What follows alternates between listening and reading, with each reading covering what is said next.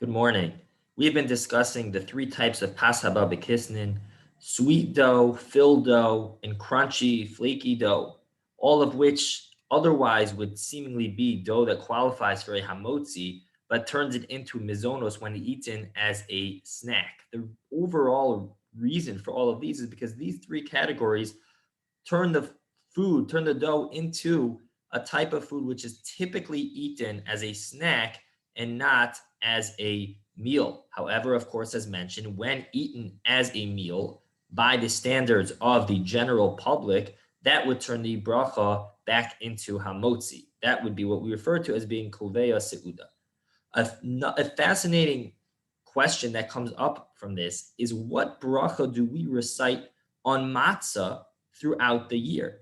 Based off of the criteria of pas haba b'kisnin, it should seem that the bracha should be a mizonos, because after all, it is very clear that it's like a crunchy cracker, which would imply that it should be a mizonos. And in fact, many Sfardim make a mizonos throughout the year for this reason. It's true that the Chida and Rabbi Yosef recommend for Sfardim to only eat matzah throughout the year in the course of a more substantial meal where there's no question about it.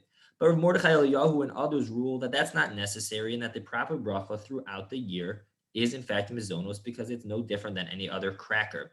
However, Ashkenazim disagree, and based off of the ruling of Reb Hai Gaon, say that one should recite hamotzi all year long on matzah, because the very nature of matzah is different than a typical cracker, which is eaten as a snack. Matzah is known as a meal food, is something which one normally only eats in the context of a meal, and therefore, even though it is crunchy and flaky, it does not qualify as only a snack food and would remain as a hamotzi throughout the year.